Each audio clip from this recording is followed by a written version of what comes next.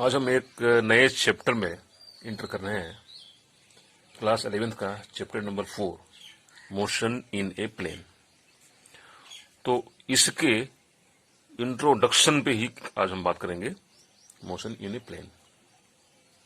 इसके पहले हमने पढ़ा था motion in a straight line.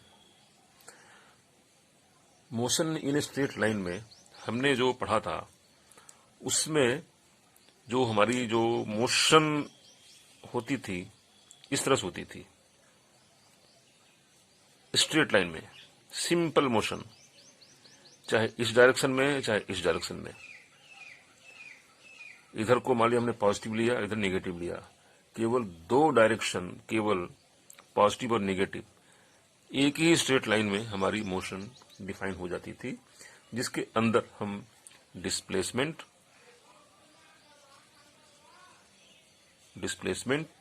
Velocity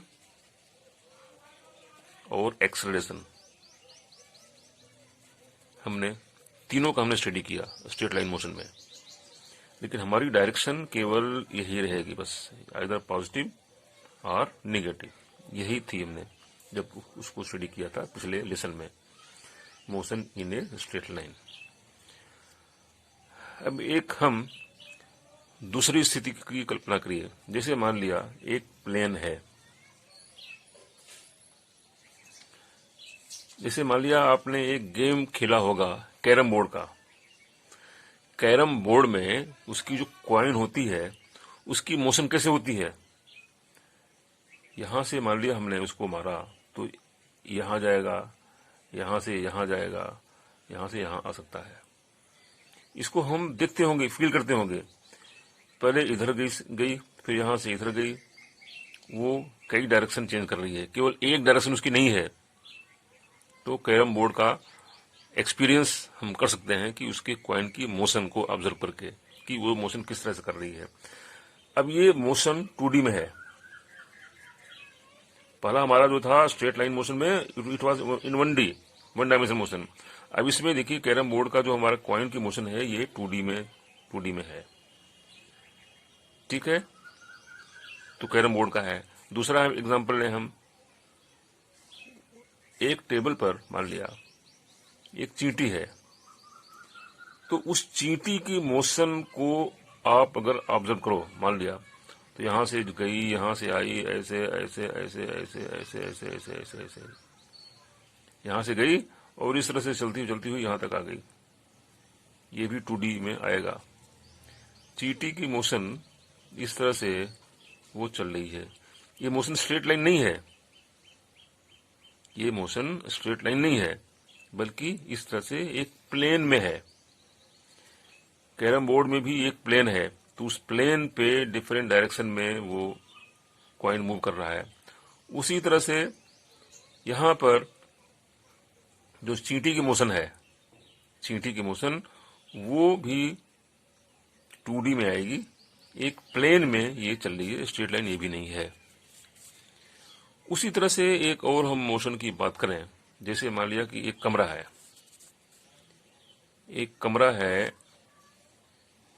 एक रूम है मान लिया।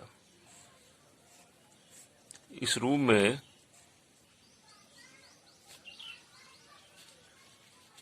एक मक्खी है, एक मक्खी उड़ रही है। अब उस मक्खी की जो मोशन है उसको ऑब्जर्व करिए। ये 2D भी नहीं है, ये 3D है। इसकी डायरेक्शन कोई भी हो सकती है। आप इसको विजुलाइज करो, वहां पे एक अंदाजा लगाओ कि एक मक्खी कमरे में जब उड़ती है तो उसकी मोशन क्या हो सकती है। वो मोशन 3D में है। चलो एक उससे भी एक आसान एक हम दिखाते हैं तरीका। जैसे मान लिया कोई वॉलीबॉल का मैच हो रहा है। वॉलीबॉल के मैच में जो बॉल है उसकी मोशन आप उसको देखते हैं, 6 खिलाड़ी उधर, 6 खिलाड़ी इधर। अब बॉल की मोशन पर ध्यान दीजिए, तो वो जो मोशन है वो 3D में है। किसी भी खिलाड़ी के पास में वो बॉल जा सकती है। जैसे मान लिया कि एक हमारी फील्ड है, हमारी ये बॉल है, तो तो कभी यहाँ गई, यहाँ से वहां गई, वहां से यहाँ आई, यहाँ से यहाँ गई, यहाँ से यहाँ गई। तो ये केवल 2D नहीं बल्कि ये ऊपर नीचे भी जाती है। ये बॉल ऊपर नीचे जाती है, प्रोजेक्टाइल के फॉर्म में चलती है, फिर वहां से वो एक मारदा खिलाड़ी स्ट्रेट लाइन जाती है। तो ये वॉलीबॉल के मैच में जो बॉल की मोशन अगर देखा जाए तो वो ये भी 3D में आएगी। ठीक है, इस तरह से हम बहुत सारे एग्जाम्पल ले सकते हैं जहां पर कि मोशन हमारी 1D, 2D और 3D में होती है। अब 1D का जो मोशन है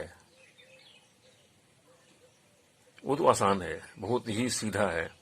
इसमें हम डिस्प्लेसमेंट, वेलोसिटी, एक्सेलरेशन तीनों हम बड़ी आसानी से इसमें हम कर सकते हैं और हमने किया है। लेकिन जहां पर 2D की मोशन होती है, जहां पर 2D की मोशन होती है, अब जैसे मान लिया कि चींटी की मोशन लीजिए, तो इस चींटी की मोशन ये हमारी हो गई इनिशियल पोजीशन, ये होगी फाइनल पोजीशन। तो इनिशियल पोजीशन से फाइनल पोजीशन पर पहुंचा तो डिस्प्लेसमेंट ये होगा। ठीक है, इसी डायरेक्शन ये हुई। लेकिन अगर इस पोजीशन से अगर इस पोजीशन की बात करें किसी और समय में तो ये डायरेक्शन हुई। हम इसकी बात करें तो ये डायरेक्शन हुई। इसका मतलब ये कि जो डिस्प्लेसमेंट है वो हमारा फिक्स नहीं है, वो टाइम के अनुसार इनिशियल पोजीशन से फाइनल पोजीशन की जो डायरेक्शन है वो चेंज होती रहती है। सो अगर पूरी मोशन हम लें चींटी की तो इसकी जो डायरेक्शन है दैट विल बी इनफाइनाइट। अलग अलग समय पे अलग अलग डायरेक्शन है 2D में। वही चीज अगर देखा जाए तो हाँ, तब इसी में अगर इसको हम एक्सप्लेन करें, अगर मान लिया तो इसकी जो डिस्प्लेसमेंट है या इसकी जो वेलोसिटी है या उसका जो एक्सेलरेशन है, तो जिस तरह से 2D में था पॉजिटिव और निगेटिव लेना, तो यहां पर केवल पॉजिटिव और निगेटिव से हमारा काम नहीं चलेगा। तो डायरेक्शन को स्पेसिफाई करने के लिए हमको बहुत सारी चीजें और भी लेनी पड़ेगी। तो इसके लिए एक जो नया जो कंसेप्ट है ये लाया गया वेक्टर का। तो इसके लिए जो है ना, ये जो है 2D में और 3D में डायरेक्शन को प्रॉपर स्टडी करने के लिए और प्रॉपर स्पेसिफाई करने के लिए नया कंसेप्ट लाया गया, वेक्टर कंसेप्ट, जिसमें हम डायरेक्शन को काफी अच्छे ढंग से हम स्पेसिफाई कर सकते हैं और एक्सप्लेन कर सकते हैं। तो इसको जो है, तो अभी इस चैप्टर में हम बात करेंगे केवल 2D की, केवल motion in a plane. 3D की बात हम अभी नहीं करेंगे, केवल 2D की बात करेंगे। अब जैसे एक और हम एग्जांपल लें मोशन इन ए प्लेन। जैसे मान लिया एक बच्चा है, मान लिया, या कोई आदमी है, यहां से कोई बॉल फेंका ऐसे, तो यहां से फेंका तो ये नीचे आ गई, इधर गई, फिर नीचे आई। तो जो इसकी जो डायरेक्शन है केवल ऊपर और नीचे, दो ही इसमें डायरेक्शन हो रही है। ठीक है, तो ये मोशन हो गया 1D motion, straight line motion, ball का ऊपर जाना और फिर ऊपर से नीचे आना। और इसी बच्चे ने अगर बॉल सीधे न फेंक करके किसी एक एंगल में फेंका, मान लिया, तो बॉल ऐसे जाएगी, ऐसे जाएगी, ऐसे जाएगी, ऐसे जाएगी, ऐसे ये इस तरह से आएगी। इसकी डायरेक्शन हर समय चेंज हो रही है। इसको हमने नाम दिया है प्रोजेक्टाइल मोशन, जो कि हम आगे पढ़ेंगे डिटेल में। यह है प्रोजेक्टाइल मोशन। तो इस प्रोजेक्टाइल मोशन, तो ये जो आएगी ये मोशन होगी 2D में। ठीक है, तो इसमें तो 2D में या मोशन इन ए प्लेन में, तो ये जो प्रोजेक्टाइल मोशन है this is a type of motion in a plane.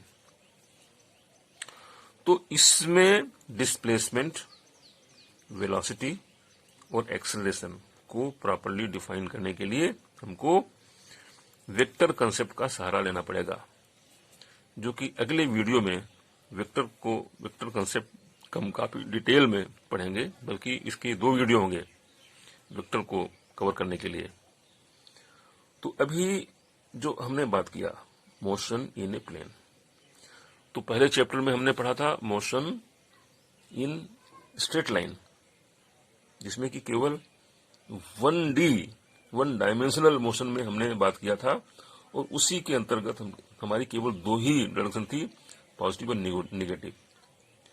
इन्हीं 2 डायरेक्शन के अंतर्गत हमने डिस्प्लेसमेंट, वेलोसिटी और एक्सेलरेशन पढ़ा था, और उस पर बहुत सारे हमने न्यूमेरिकल किए थे, उसकी हमने काफी एनालिसिस किया था।